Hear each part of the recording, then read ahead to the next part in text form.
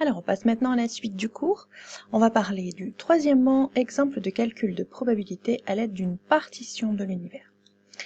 Alors, dans l'exemple précédent, il s'agissait d'un exemple qui était tout au début du cours avec les trois candidats à une élection qui étaient A, B et C.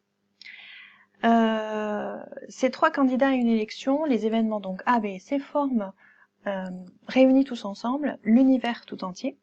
De plus, ils sont d'intersection vide. A inter B, c'est pas possible, c'est l'ensemble vide puisqu'on ne peut pas à la fois voter pour A et pour B.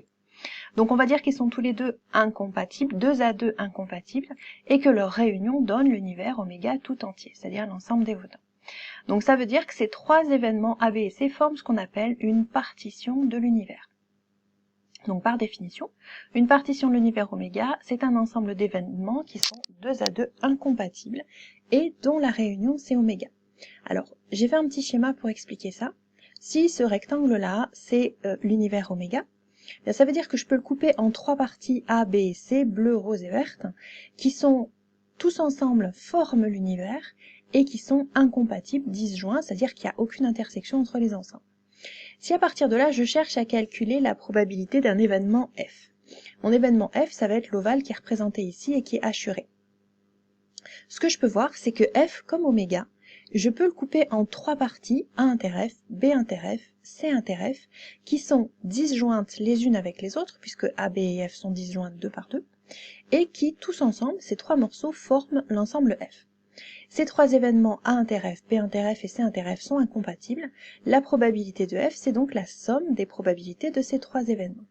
Pour calculer la probabilité de chacun de ces trois événements, eh bien, je vais utiliser encore une fois les probabilités conditionnelles. Par exemple, P de A inter F, c'est P de A fois P de F sachant A. Donc ça nous donne le calcul ici et on trouve 0,51. On peut calculer la probabilité d'un événement connaissant ses probabilités conditionnelles relatives à une partition de l'univers. Ce qu'on a utilisé, c'est ce qu'on appelle la formule des probabilités totales qui s'énonce comme ça, soit B1, B2, etc. Bn, des événements qui constituent une partition de oméga, donc on n'est pas obligé de couper en 3, on peut couper en 2 ou en plus que 3. Pour tout événement E, P de E, c'est P de B1 inter E, plus P de B2 inter E, etc. jusqu'à P de Bn inter E, et on peut décomposer ça avec les probabilités conditionnelles sur B1, B2, etc. jusqu'à Bn. Alors pour appliquer ça, on va chercher l'exercice 18, page 293 que vous avez à l'écran. Je vous demande de le lire, de mettre la vidéo en pause et de le chercher, et ensuite on regarde la correction ensemble. Alors dans cet exercice, on parle d'une maladie orpheline dont 1% de la population est atteinte. On a des tests de dépistage qui nous dit que si la personne est atteinte, le test est positif dans 90% des cas. Et si la personne n'est pas atteinte, le test est positif dans 5% des cas. C'est ce qu'on appelle un faux positif.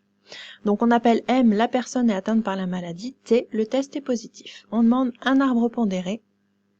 Le voici, donc 1% de la population atteinte de la maladie, par différence on a le 0,99 qui est ici. Si la personne est atteinte de la maladie, son test est positif, dans 90% des cas on a 0,9, puis donc par différence 0,1. Et si la personne n'est pas atteinte par la maladie, son test est positif dans 5% des cas, et on a par différence le 0,95 qui est ici. Deuxième question, la probabilité que le test soit positif, donc il faut calculer P de T qui se trouve à l'extrémité de l'arbre ici. C'est un T bar d'ailleurs ici, il manque une barre. Alors M et M bar forment une partition de l'univers, donc d'après la formule des probabilités totales. P de T c'est P de M inter T plus P de M bar inter T. Je l'écris avec les probabilités conditionnelles. J'utilise l'arbre pour remplacer les valeurs et je calcule la probabilité finale pour que le test soit positif est de 0,0585. Troisième question, quelle est la probabilité qu'une personne soit réellement atteinte de la maladie, sachant que son test est positif? Donc il faut calculer P de M sachant T. J'utilise la formule puisque P de M sachant T n'est pas une probabilité qui est dans l'arbre. P de M inter T, je récupère ce que j'avais fait ici, 0,01 fois 0,9.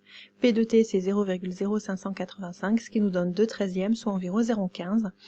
La probabilité qu'une personne soit réellement atteinte de la maladie, sachant que son test est positif, est de 15%.